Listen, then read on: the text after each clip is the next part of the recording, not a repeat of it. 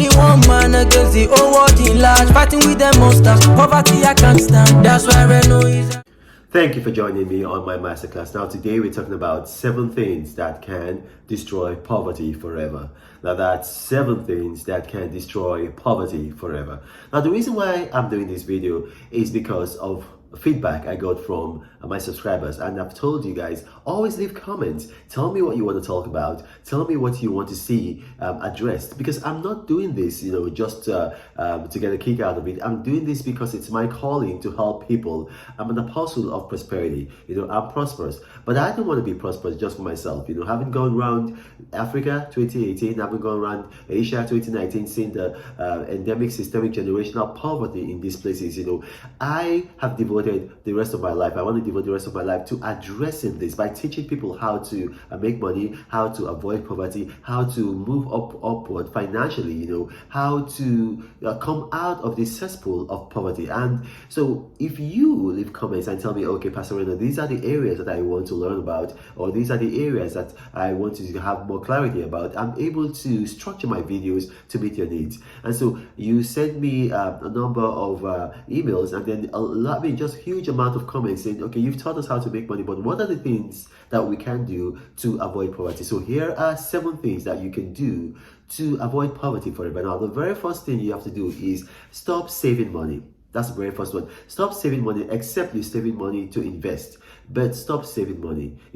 Saving, like the thing is, like, for all these years, a lot of people have been duped into thinking that money is an asset. Money is not an asset. I've explained to you before. An asset is anything that increases in value. That's an asset, something that increases in value. Whatever diminishes in value is a liability. Now, money, cash, it is a liability. In fact, by its very nature, it was created to lose value over time. Money is not made by God, it's man-made. And money was invented by Joseph. If you read it, if you want to start reading from scripture, read Genesis 47, start from 44, read all the way to 47, and then you begin to understand the qualities of money. In fact, read all the way to 49 if possible. So you see that Joseph created money to lose value over time, and then the modern financial system has just copied from him. That's why central banks always set an interest rate every year, so that the interest rate, what they're telling you is that, okay, this is the rate that we have agreed that the money is going to lose interest, is going to lose value by. And so when you set an interest rate, other things now factor into it, inflation. So if you put your money in the bank is never going to give you an interest rate that is higher than the rate of inflation. It's always lower than the rate of inflation, always lower. And I'll give you an example. Here in the United States, the rate of inflation is about 7.9 right now, and then if you look at the interest rate you're getting in the bank, it's less than 1%. If you have a lot of money, billions, and you're foolish enough to put it in the bank, maybe they might give you something like 1.8%. So look at that. Inflation rate is about 7% and you're getting less than 1. So that means that your money is shrinking.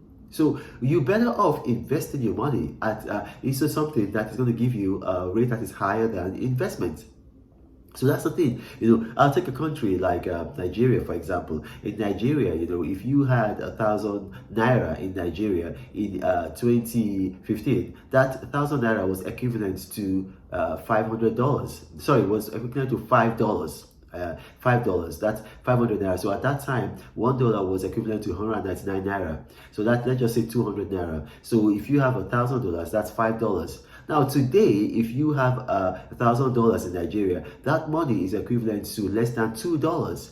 So you see, your money, even if your money has grown in amount, in terms of value, it has reduced. So stop saving money in banks. Learn what banks do with your money. What do banks do with your money? Banks invest your money. A lot of banks invest your money in the S&P 500. They invest your money in gold. A lot of banks invest your money in ETFs. So learn to do what the banks do and invest your money by yourself. Now, the second thing is this. You want to have a business. You want to have your own business.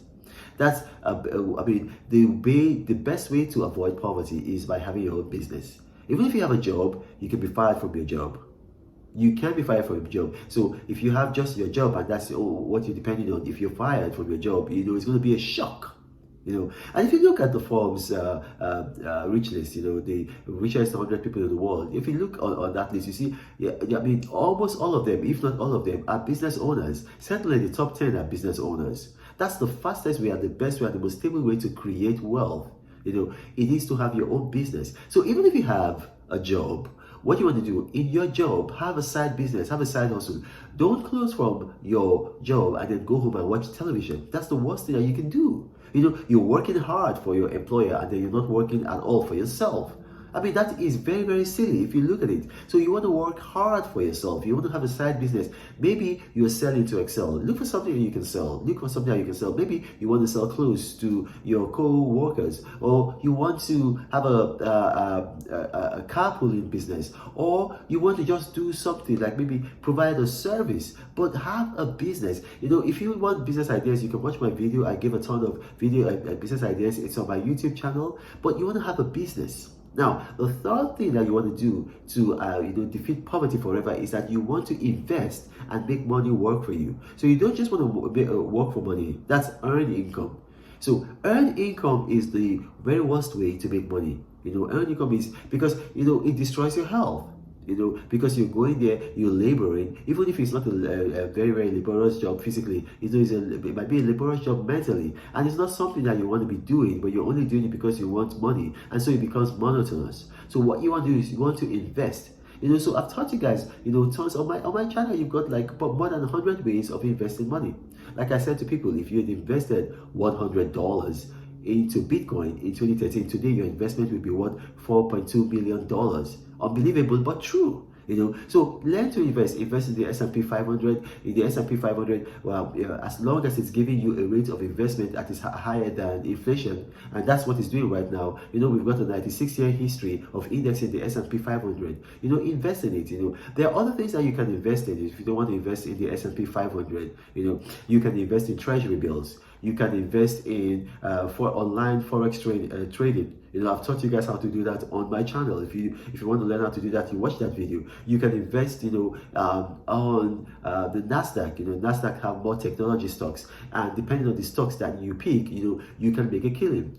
But you want to invest your money, so that your money begins to work for you. So that you're moving away from earned income, and then you are now having like investment income. And then also you might want to consider passive income. Like a lot of what I have is passive income. My books, they're earning income for me. My YouTube channel is earning income for me. Quora is earning income for me. So I have apps that I use that are earning income for me. Passive income ideas, of which there are a ton of them on my channel. You can watch those ideas. Now, the next thing you want to do is this. You want to understand that timing the market is better than time in the market. Now, I'm going to say that one more time. Timing the market is better than time in the market. Now, what do I mean? What do I mean? Now, you see, if you look at the stock market, you want to put money there and then make money over time. Yeah, that's a good strategy.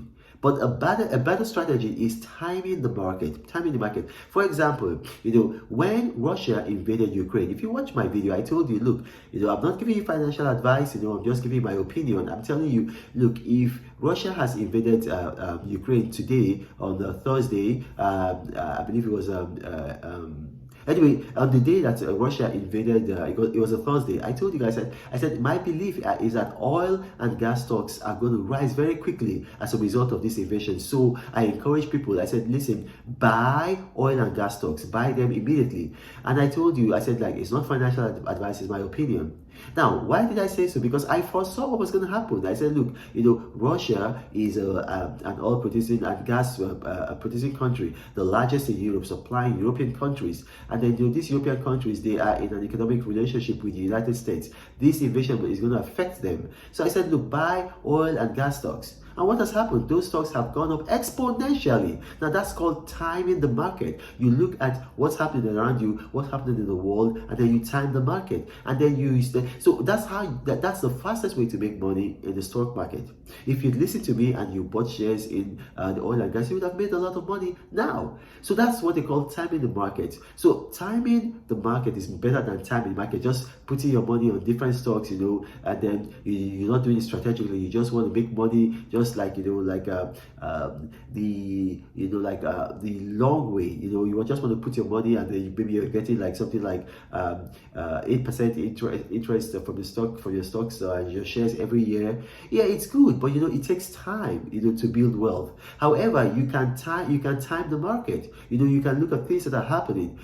For instance, when Facebook had that earnings report, it affected other technology stocks, and that was, I said to you, look, it is only like just a shock. These stocks are going to recover. They're going to recover quickly. Now that they're down, buy. So that's timing the market. So people listen to me, they send me messages, and they made a lot of money. So again, timing the market is better than time in the market. That's very, very important. Now, the next thing there is that you want to invest in real estate. Now, the reason why you want to invest in real estate is this. Now, real estate, the world is not expanding, it's not getting bigger. The world is fixed. The land of the world is fixed. The size of the world is fixed. You know what is not fixed? Human population. It keeps on increasing. In fact, in some places of the world, human population is not just increasing, it's exploding. So right now, the population of the world is 7.9 billion. Now, in 2030, which is about 8 years from now, it is estimated that the population of the world is going to be 9 billion. So you're going to have about 1.1 billion people added. So there's going to be more people fighting for less resources. And in this whole world, there's over 1 billion housing deficit. So we need over 1 billion more houses that we don't have. And so if you are not finding it easy to buy a house, rent a house, right now, imagine how it's going to be when the population of the world increases. And then by 2050, it's going to be above 10 billion. So you need to invest in real estate for that reason, because there is like a fixed supply of land, and then there is an increasing supply of housing, but the population of the world is increasing faster than the supply of housing. So that means that there will always be a demand for real estate. So it's going to be a very good investment area, especially in your older years, for you to get passive income and then for you to transfer wealth to your children. So you want to do that. Then also, as a hedge against inflation, you want to invest in gold. Now, gold is very important because everybody is buying gold. The Chinese are buying gold, even the Russians are buying gold, people are buying gold. And it's not just that, mobile phones, almost every mobile phone on earth has gold in it. Electronics have gold in it. People are getting married every day. Gold. So gold has a demand. So it's something that you can put your money in, and then that your money is going to rise. And then it's a hedge against inflation. It's a way for you to preserve your wealth. It's a way for you to preserve your wealth. And then also finally, you want to make some risky investments. And one of the most risky investments that you can make right now is going to be in cryptocurrency. But then you want to be smart. You don't just want to invest in any cryptocurrency. You want to invest in cryptocurrency that is most likely to rise. Bitcoin, Ethereum. A lot of people like Ian Balina, who is the founder of Token Metric.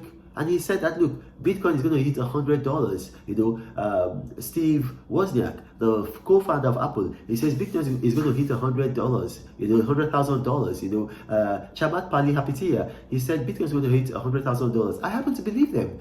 So you can invest in Bitcoin. Invest in Ethereum. Just as it's a risky investment, but you know what? Where there's a lot of risk, there's a lot of opportunity. Now, so these are some of the ways that you can invest, and then you can escape poverty forever. Now, my name is Ronald Mokri. If you've watched this and perhaps you have questions, put them in the comment section, and then my staff are very good at bringing comments to me. They're going to curate them, and I'll do my best to respond to as many comments as I can. But then you got to remember, I do